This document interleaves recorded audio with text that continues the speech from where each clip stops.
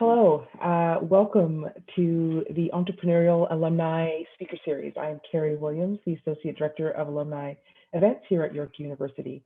It's always such a great pleasure to bring so many of our alumni, students, and friends together at one of these virtual experiences.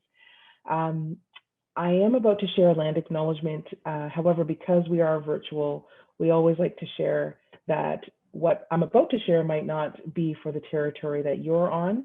And if that's the case, to please take the responsibility to acknowledge the traditional territory and the current treaty holders where you are. As a member of the York University community, I recognize many Indigenous nations have long-standing relationships with the territories upon which York University campuses are located that precede the establishment of York. York acknowledges its presence on the traditional territory of many Indigenous nations. The area known as Toronto has been caretaken by the Anishinaabe Nation, the Haudenosaunee Confederacy, and the Huron-Wendat, and it is now home to many First Nation, Inuit, and Métis communities. We acknowledge the current treaty holders, the Mississaugas of the Credit First Nation. This territory is subject of the Dish with One Spoon Wampum Belt Covenant, an agreement to peaceably care and share for the Great Lakes regions. I am really quite grateful for the opportunity to live and work on Treaty 13 land. We have many great events in store for you this year, including a special Scholars Hub at Home edition tomorrow at 1 p.m. You don't want to miss. The topic of this session is called Can AI and Disease Modeling Improve COVID-related Public Health Interventions and Vaccines in Africa? And this is being delivered by our very own global health expert, Dr. James Orbinski. For more information about Scholars Hub at Home series and other upcoming events, please visit yorku.ca/alumni and friends, or follow us at YorkU Alumni on our social media channels. This webinar celebrates York's accomplished alumni and it's part of our highly successful Entrepreneurial Alumni series, speaker series. It's actually a partnership between Alumni Engagement and Innovation York. It really is an honor to feature so many of our alumni in our virtual events, including today's speaker, Jonathon Corbiere. Jonathon is an award-winning writer and director focusing on factual content, cause-based storytelling, and education disruption.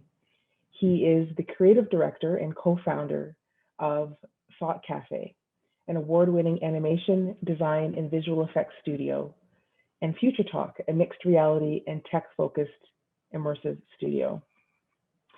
Before we bring Jonathon on, we'd like to get to know our audience a little bit better. You'll know the Q&A button and the bottom of your screen. You should be very familiar with that by now. If you could just type in the city or region where you're located, and I'll give you a moment to do that.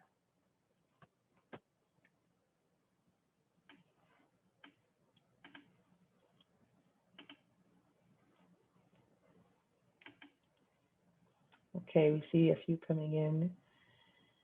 Mostly GTA, Etobicoke, Toronto, Richmond Hill, Markham, Toronto again. Okay, that's great. Mostly from the GTA. Pickering.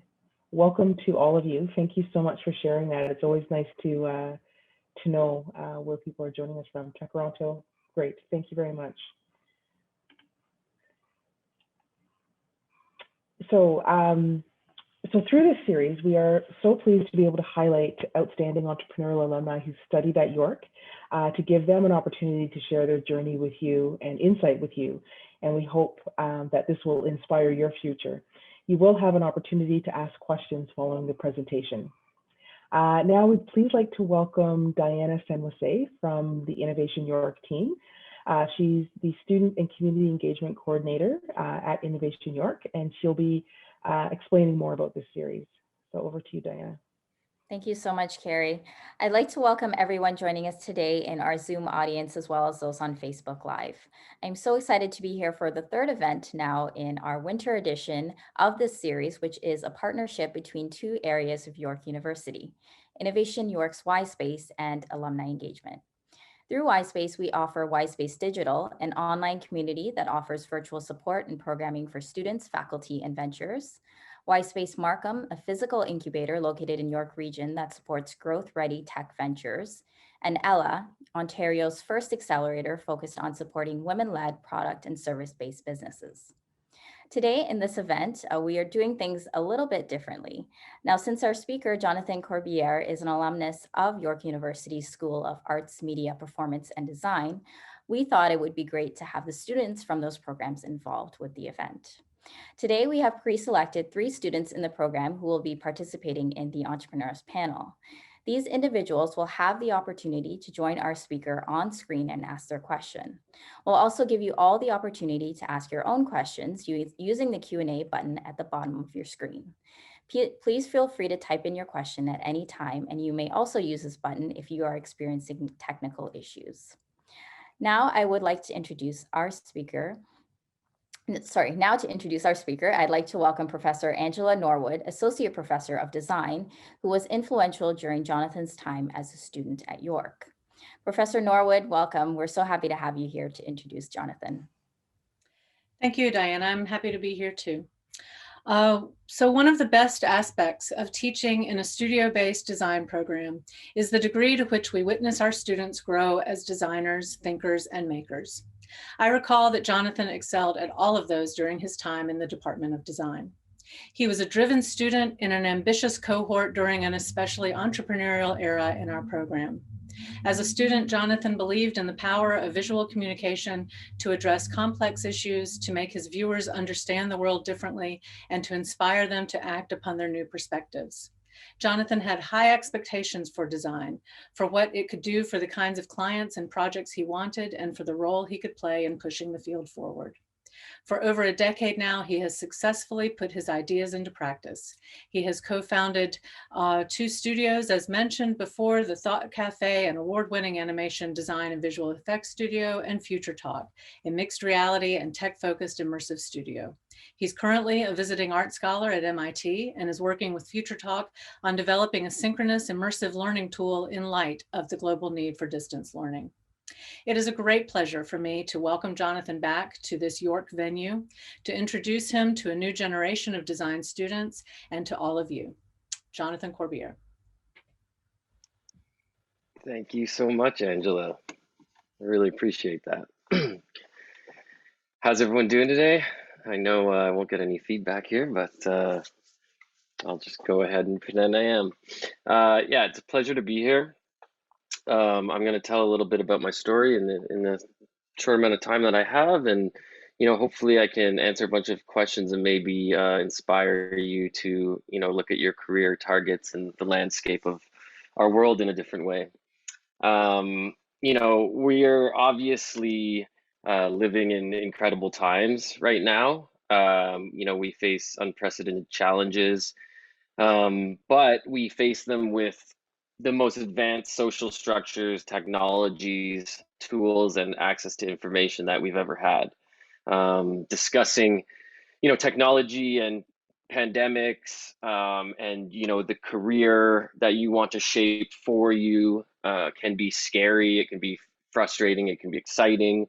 So it's really important that you consider all the elements that are in front of you, where technology is moving, where the world is moving, and really where your heart is moving as far as what's going to make you happy in a career that lies ahead of you. My journey, relatively quickly, I was very lucky, extremely fortunate and privileged during my formative years. I attended a top tier public high school that offered the International Baccalaureate. It had incredible sports and music programs, and most importantly for me, it had a TV station that could broadcast to every classroom in the entire school. So as a program director for that television studio, I was writing these kind of Friday news shows during my high school years, and spent a year showcasing news and storytelling about sort of our small but incredibly successful student body. So I was really driven to celebrate that sort of insular world. And then, at one point in time, something really changed. The attack on the World Trade Centers happened, and I was, in sort of the first few weeks of my final year of high school, and I kind of realized that there's a lot more going on in the world. It was one of those moments for me where I felt like um, there's more we could be talking about, even at our young age, than just sort of the humorous and funny things we were doing on the show itself. So I edited together a series of scenes and speeches about what had happened. And I was trying to sort of, engage people on discussing it throughout the various media that we were creating. But one of the issues that I very quickly found as trying to be sort of a service to the rest of the student body, in a sense, is that I found that I was left with so many questions. I was left with questions that I couldn't find answers to. I couldn't find answers to these questions on the news. I couldn't find answers to these questions from my parents, and certainly not in the halls of my school, really. And so that was sort of an initial moment for me where I kind of didn't really understand. I didn't feel like I could get enough information to really think critically about what was going on and what was happening. And so I entered university the following year, at YSDN at York University, and that event started to shape a larger personal mission for me, which was really to try and understand the world that we lived in, but also try and decode that or help other people understand it that may not have the luxuries that I have. And so this created a formation of ideas around social justice, education, critical thinking, and that sort of compassion that has shaped my career and life. So I was studying graphic design at York and communication, and I started to discover sort of the power of iconography, the ability to use imagery to simplify complexity, the ability to communicate across languages through a medium that was more direct than photography and video, which couldn't be interpreted in many different ways. Iconography could only really be interpreted in very specific ways, so it was very clear to people when you used it. And I sort of also started learning about ancient history and scribes within the ancient past, and those men and women who sort of were tasked with documenting messaging, so that sort of the population of their cultures could understand and share deep and important stories, not just with themselves, but for generations afterwards. So kind of like at the exact same time that this was all happening in the early 2000s, computer chips and video processing was, really developing quickly, and the ability to use graphic design principles and iconography merged with animation software was all of a sudden sort of available to everybody. And this actually became probably one of the first major disruptive experiences or disruptive forces that I kind of became aware of, and sort of was the birth and popularization of what we sort of know today as motion graphics. Now, motion graphics existed before, and people would do it with film and stuff, but it was very clunky, very difficult to do. Now, all of a sudden, any designer could do it, any communicator could do it, any animator could do it. So I was very inspired by the possibilities of being able to help everyone with this medium to better understand the complexities of the world. I thought that this technology could bring forth sort of like a new renaissance of world issues and discussion and philosophical discussion that could live on the internet where everybody could access it. So one day I was at York, and they were hosting renowned Canadian environmentalist David Suzuki, and he was discussing the climate crisis, and he was talking about what humans had, were creating, and he was kind of forcing back this sadness and guilt that he basically was saying that scientists had failed to demystify climate change, that they had failed in making a future threat feel present to the rest of the population, and he feared that it was becoming too late. And this is back in 2005 or 2004. So this was pretty dark and kind of depressing at the moment. I had never seen him this dark and depressing, especially growing up watching him on public television.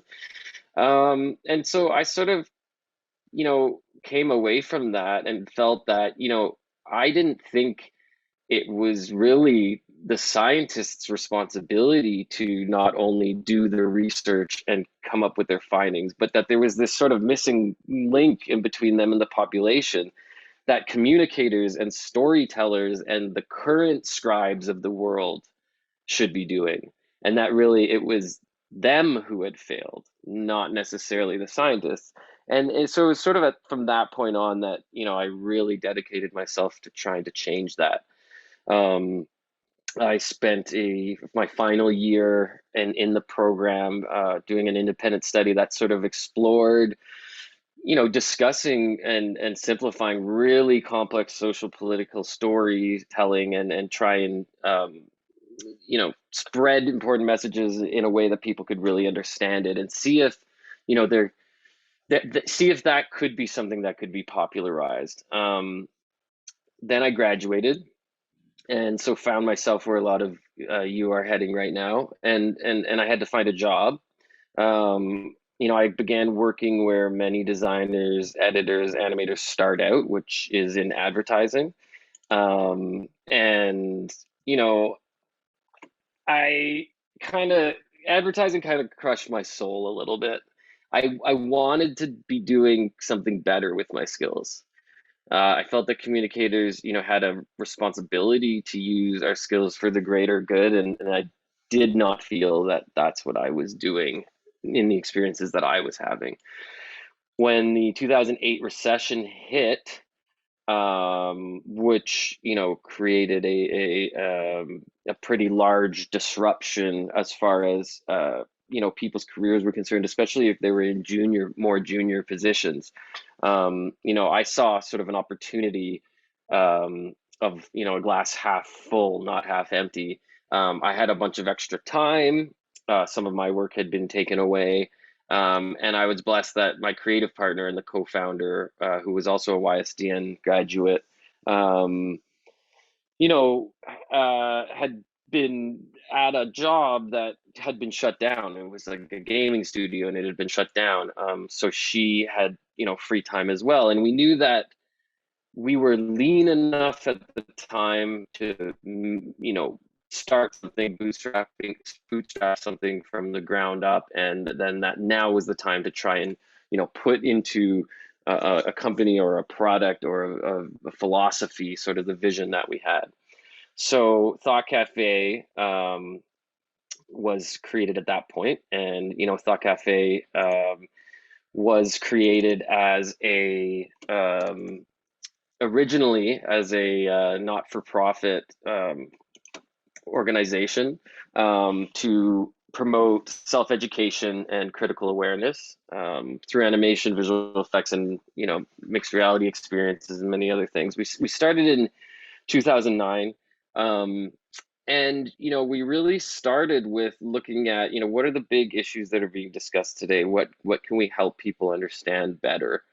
At the time, that was this healthcare debate that was raging on in the US. And so we sort of started to look at that. We found some videos online that talked about it. One was, done by this well-known writer and vlogger named John Green, and we sort of animated an edit of sort of his argument about this social issue and sort of put it online. And luckily it sort of proved, what we had thought for a while was that, people really need to understand this information and need it broken down, and using motion graphics and design and communication principles was the way to do that. And people would enjoy that, and they would be able to understand things much easier. So yeah, that was the beginning, and we really hoped to bring back this sort of European philosophy cafe model that used to exist in the 19th century, and where discussions around social political issues could be brought online. At the same time, video platforms were emerging, so YouTube was becoming this really big thing. We created a YouTube channel, and eventually that led to creating a YouTube channel with John and his brother Hank Green called Crash Course. So Crash Course became it was designed to take high school education and take the curriculums and make it available to anyone in the world who had access to YouTube or the internet. And this was really important to us, free high school education for anybody who had access and wanted it. And so, we worked on all the branding and the animation, and merchandising, and our co-production in the US did all the writing and the filming of the hosts and all the complexity around simplifying the messaging. And Crash Course became, a giant success, and we currently today have over 12 million subscribers. It's been viewed over 1 billion times. Students have watched it and helped them learn. And that in itself, really, Crash Course probably represents, looking back, 12 years later, the mission accomplished mantra that we set out to build all those years ago. Free education, available to anyone to access it.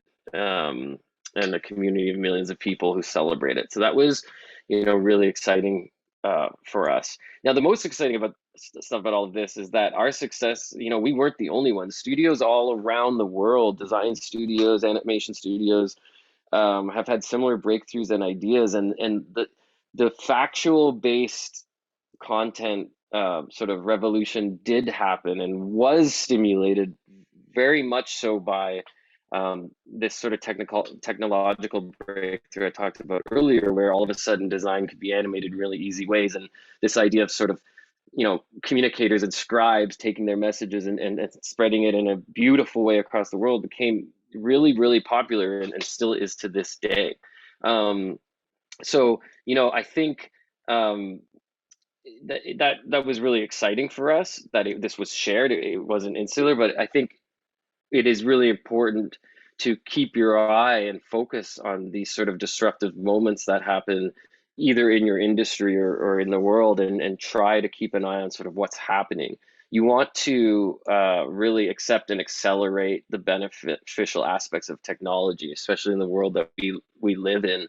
You don't sort of want to be scared about it. You want to sort of embrace it, learn about it, look at it from a way of like, how can this be beneficial to sort of our free societies?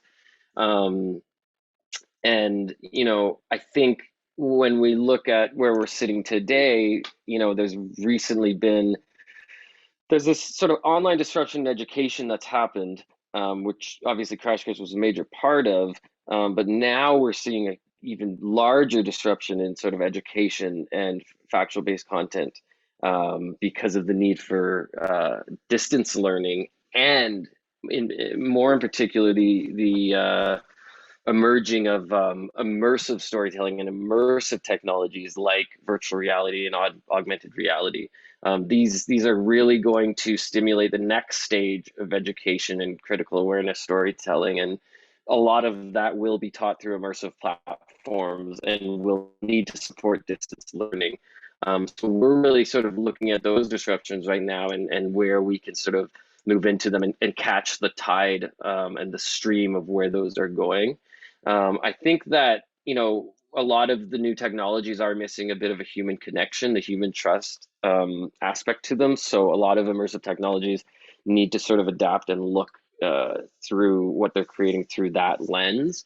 But really, virtual and augmented reality technologies are, they're going to start breaking the boundary of passive learning and make passive learning sort of a thing of the past. And you'll be learning how someone else feels, how to do something in person, and actually being able to, try it in person, in a very interesting and immersive way.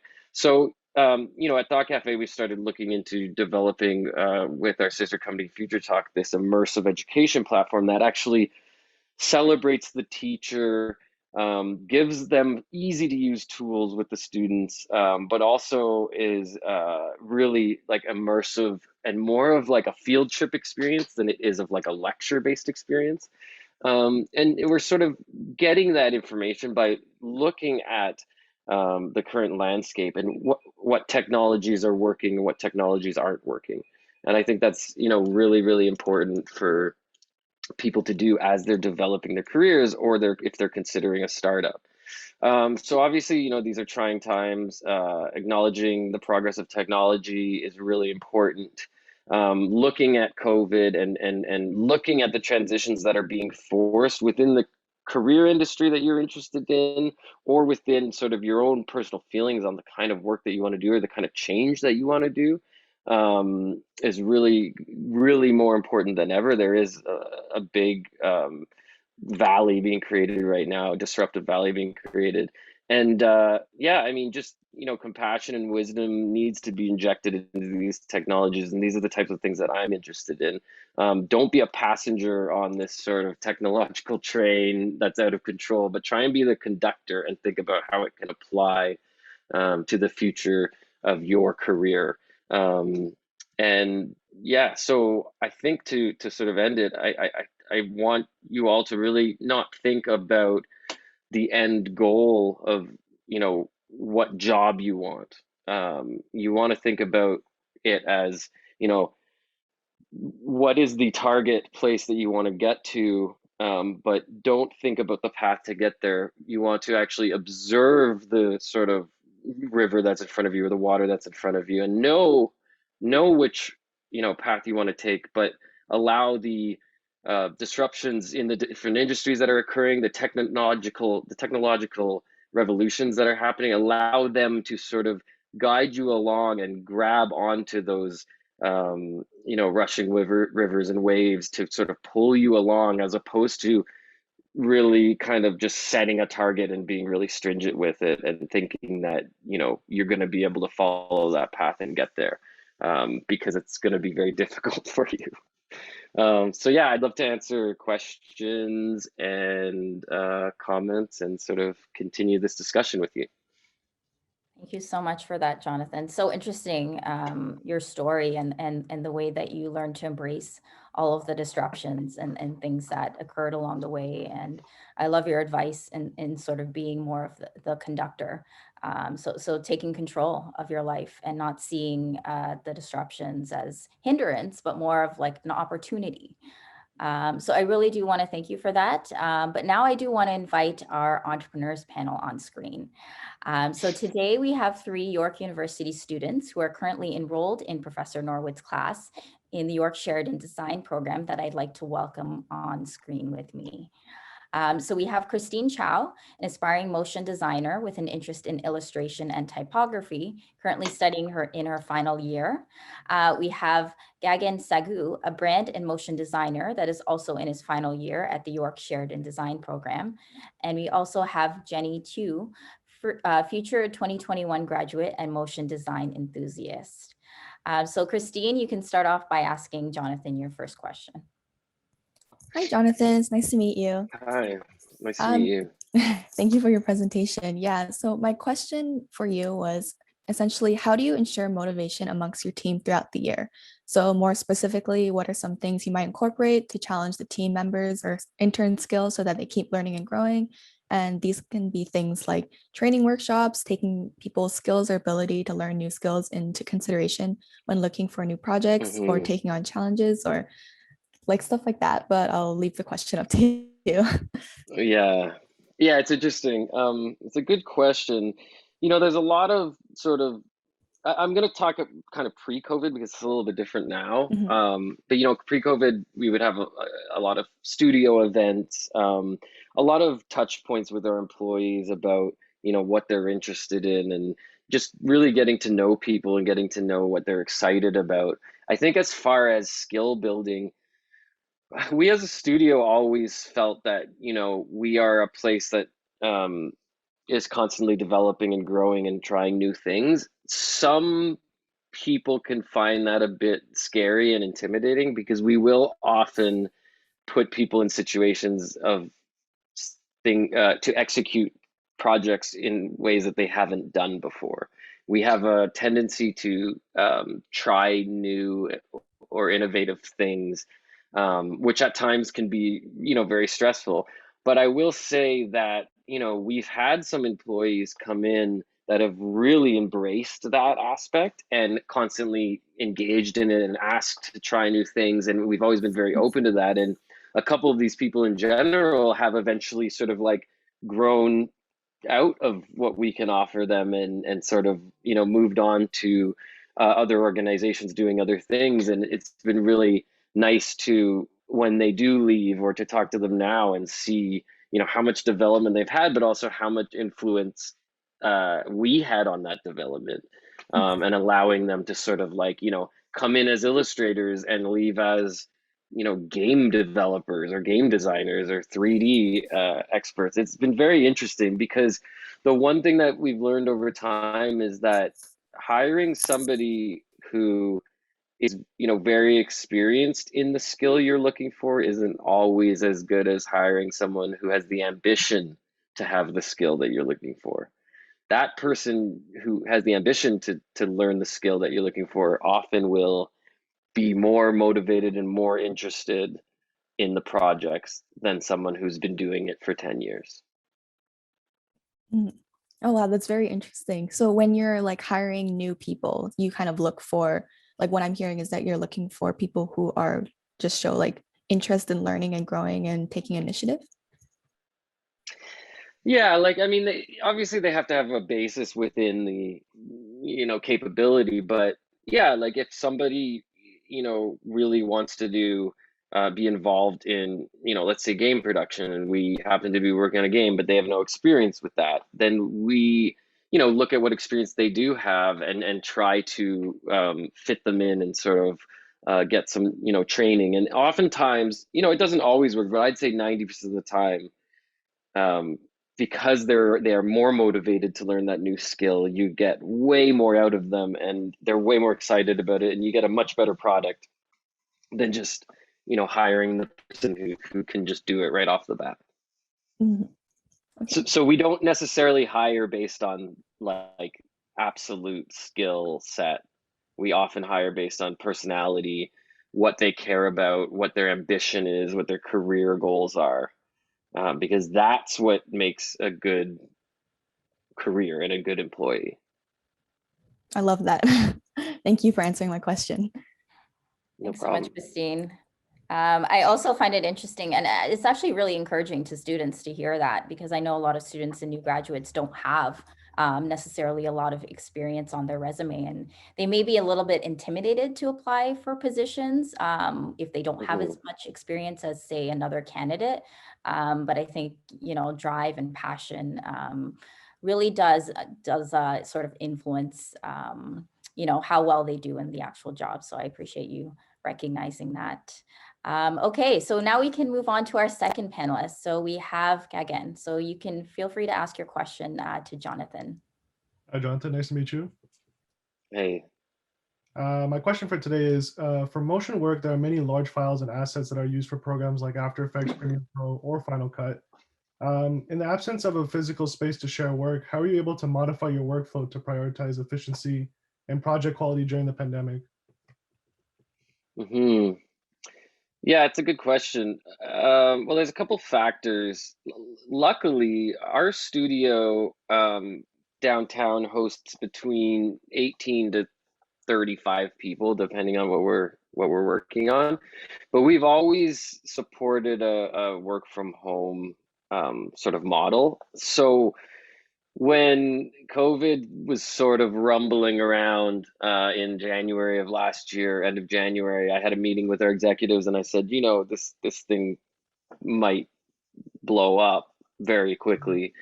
And I remember being a bit nervous about that because I was pretty early to it, but I had a feeling and I was kind of looking at it, and and so we were kind of like, yeah, I guess, well, luckily we don't have to do all that much. We did have to change some of the technology around how our local server at that studio works, just providing people safe access to it outside of work.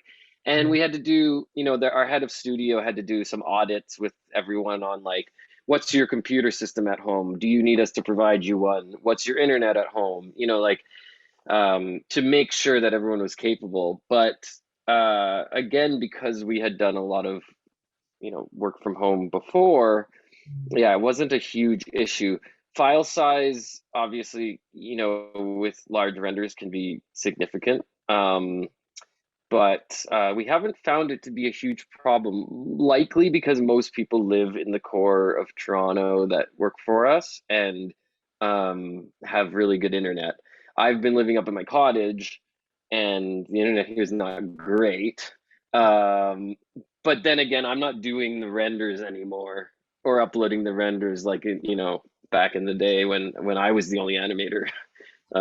So yeah, I'm not really doing that anymore, so it doesn't matter as much. And then we just use as much sort of immersive like remote tools as possible.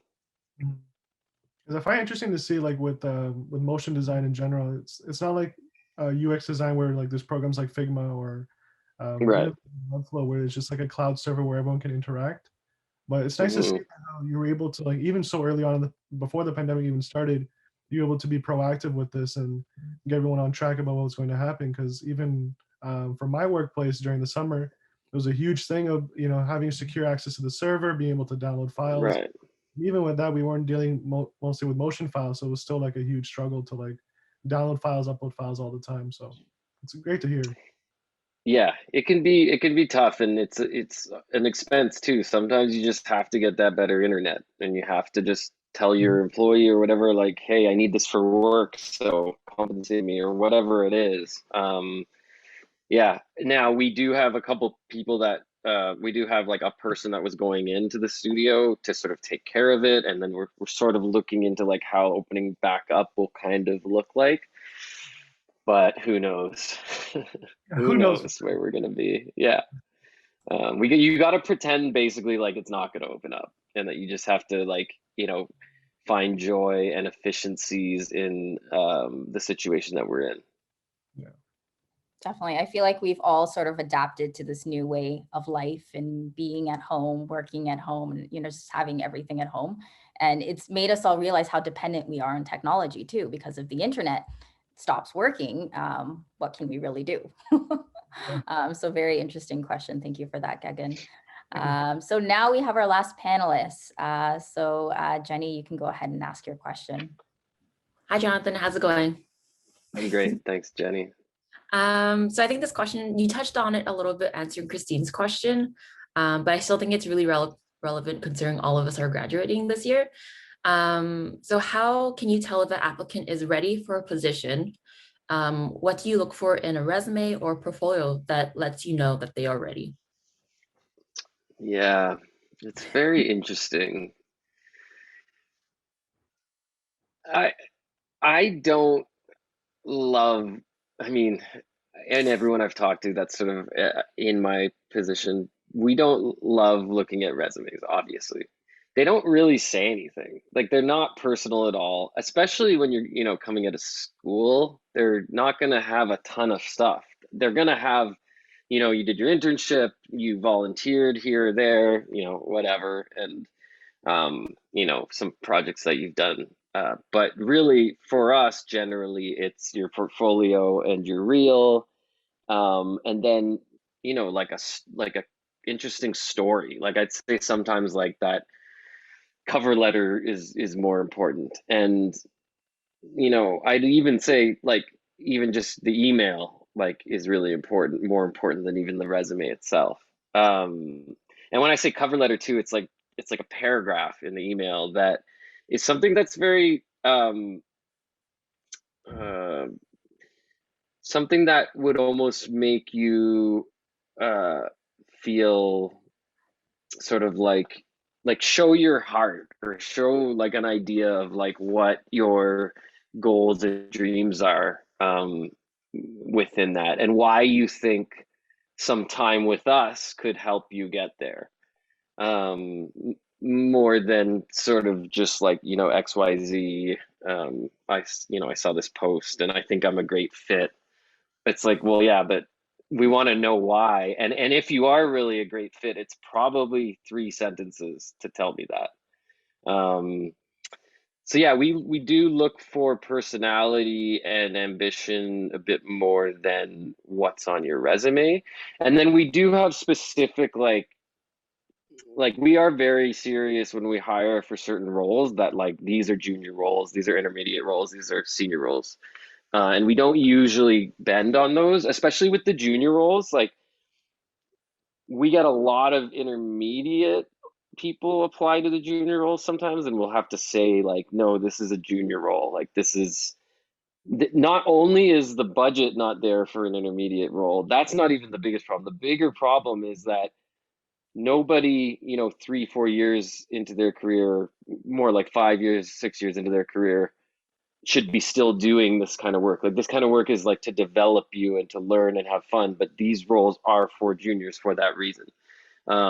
So the responsibility is lower, and all these things are less. So we encourage people. Sometimes there's been times we, as an organization, had actually had a sort of a retention problem with staff, and it wasn't what you would think. Like when people say they have a retention problem, they say that because people keep quitting or leaving. But with us, it was like nobody was quitting. We were always just building up. And one of the problems with that that we faced, which was really hard, is we had employees that had been with us for 6, 7 years, and it was sort of like we didn't have the projects anymore that they could grow further with in the type of work that we do. So they had hit a wall, as far like a ceiling, as far as like, their own skill set and what they're going to learn. And so we had to have a very long conversation internally and with those people about, we actually want you to go succeed elsewhere. Or like, we want you to go spread your wings and do more things, but we can't offer you more. And so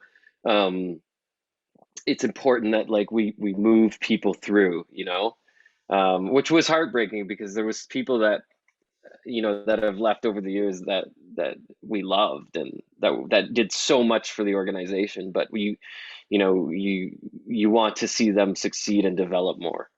So yeah, I hope that helps. Yes, thank you.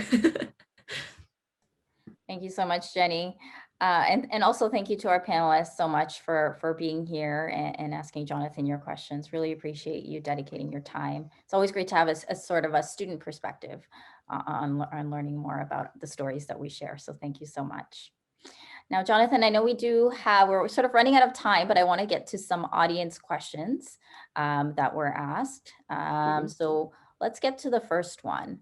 So the first one is, you emphasize knowing where you'd like to go, but also embracing the disruptions which occur in time directed towards reaching your goal. Have you experienced disruptions in your path that participate in altering your initial goal? And should goals be considered in flukes and only a loose direction to initiate progress? Yeah, I think that's really important. I think that, I didn't really get deep into it, but like I went into university having two sort of polarized imaginations of what my future was going to look like. I was starting to deeply be concerned about sort of world issues and what was going on that I didn't really understand. But then on the other hand, I was like, I want to make movies. I want to be a film director. That's what I wanted to do.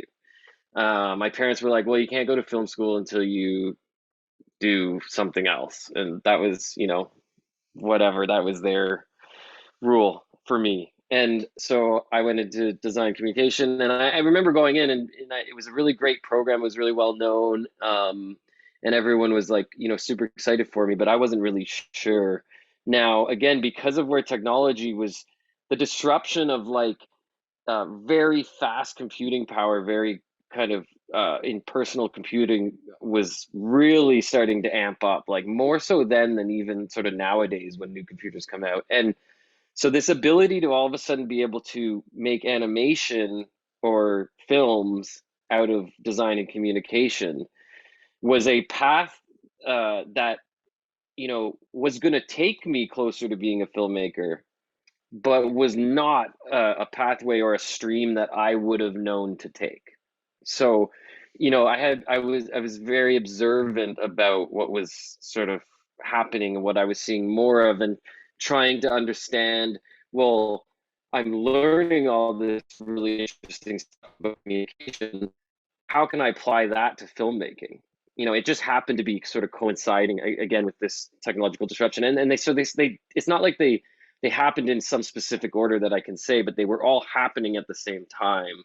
And I sort of recognized that because I was trying to negotiate between wanting to be a filmmaker, but also really wanting to spread important messages with design and communication. And as I navigated that more and more, it became very clear what that was. And that was sort of, factual content, motion graphic stuff. Now, whether that didn't guarantee it would be successful, but it certainly guaranteed that I would have a shot and that I would be happy and satisfied with the work I was doing.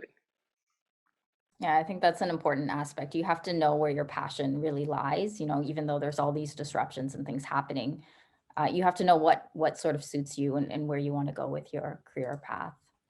So I see we have a couple more questions. Next one is the emphasis on visual storytelling that you described seems as though it may have accessibility issues.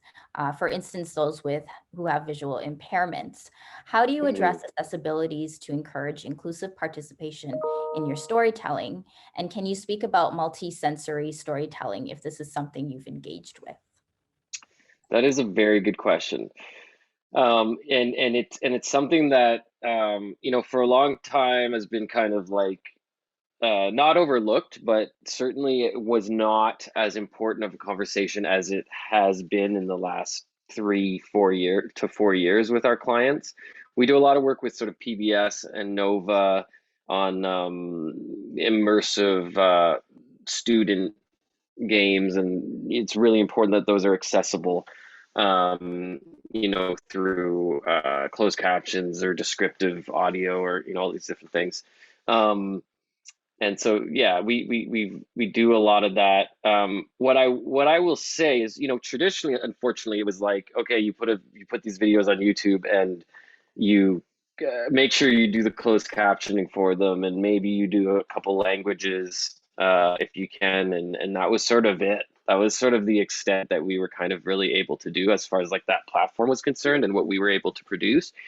But what I will say is, like, the immersive landscape that's opening up right now, this disruption that's kind of happening, where most websites and storytelling and experiences are going to start happening through more live and immersive platforms, whether that's, live experiences, augmented experiences, and augmented reality, isn't just visual. It can also be audio. It can also be touch. Now, we don't have any real experience with that aspect of it, but the experiences that are starting to be considered now that are going to start to really revolutionize our industries and communication in about 2 to 3 years from now are the augmentation of the world. So being considerate of all those senses and being considerate of accessibility through these new platforms that are emerging is very interesting, but also knowing that because these experiences are going to be inherently through our various senses and live, I do believe that there will be a lot more accessibility options and a lot more thought put into the accessibility of these new kind of experiences moving forward. I definitely hope there will be. And it's interesting to see sort of where the technology will go with that. So just being mindful of the time, I'm going to take one more audience question. The next question comes from Felicity. She's actually a part of Dr. Norwood's class. So how do you usually approach a project? And how do you ensure that your process tells the right story and accomplishes the client's goal? Yeah, it's an interesting question. It sort of depends. Oftentimes, and not always, but oftentimes the client's goal is a goal that our organization and our board of directors and our people who support us already believe in. So it's very easy to get on board and aligned with that, and sort of come up with ideas that that client will be interested in. When it's a project that might be more of a sort of fee for service work kind of situation, then it's really all about just being fair with the client's time and providing them the best product you can do, and making sure that they really understand the story that they want to tell. So we won't necessarily take it on as our responsibility to tell that story. What we say to them is, we're going to help you internally within your organization, and sometimes we'll use actual like information graphics and design within their organization behind the scenes to kind of like figure out what actual message or story they're trying to tell. But we'll sort of help them become the sort of heroes of the story or the authors of the story, so that they realize internally, like, they're not hiring us to write the story. They're sort of, and they end up hiring us to like help them figure out the story. And then, we may have one of our writers write the copy, and we have a voiceover person like say it, but they will actually at the end of the day create it. So that's sort of the two different ways that we would approach a project. And then there's obviously independent internal projects, which are much different and involve R&D and discussing with the executive team and where we want the organization to go. And those often usually rely on new technologies that are coming out and disruption that we might see. And I'd say like maybe 70% of those we don't get done in time, or the technology doesn't go the way we thought it was going to go, and they end up kind of just being cool R&D projects that we can use on other things later on, but they don't end up being actual things. So be prepared for that as well. Yeah, you definitely have to be able to adapt to what comes along the way. But at the end of the day, it's up to the client, and it's really their story to tell. You're just finding a creative way to do that and show that to the world. But Jonathon, I want to thank you so much for sharing your story with us. We really did all learn a lot. So thank you for that. And, I found it really interesting, you sharing your journey and talking about how disruptions actually helped you, and how basically sharing how individuals can use disruptions to guide them along and to help them along the way. So thank you so much for sharing your story and being part of our event today. Thank you for having me. Thank you so much, Jonathon. And I would also like to thank our audience members who joined us today. And I also would like to say a special thanks to Professor Norwood and the students of AMPD. Now, the stories that we shared throughout the series are really meant to provide insight into the different ways that entrepreneurs have navigated through their careers, endured ups and downs, and still managed to build empires. We hope that their talks have inspired you in some ways in our own lives. Now, to our audience members, thank you so much for joining us. And I would also like to thank Alumni Engagement for working with us to showcase the top entrepreneurs at York University. Now, if you're looking to start your journey as an entrepreneur or need support to help take your venture to the next level, YSpace offers free programs, services, and events to support not only students, but alumni and external community members as well. We hope that you're all inspired by Jonathon's story and the story that we share throughout this series. Please be sure to follow us on social media to view a recording of today's talk, along with other events that we've held in the series. We've also encouraged you to sign up for our newsletter at yspaceu.ca to learn about more exciting events and programs. We hope that you also take 1 minute to complete our short survey to share your opinions on how we did today. The survey link can be found in the chat box and will also be emailed to you all shortly. I do also want to let you know that this series will be returning next season with a new lineup of speakers. Stay tuned for our announcement soon on how you can register. Thank you again for attending, and we hope to see you again at our future events. Take care.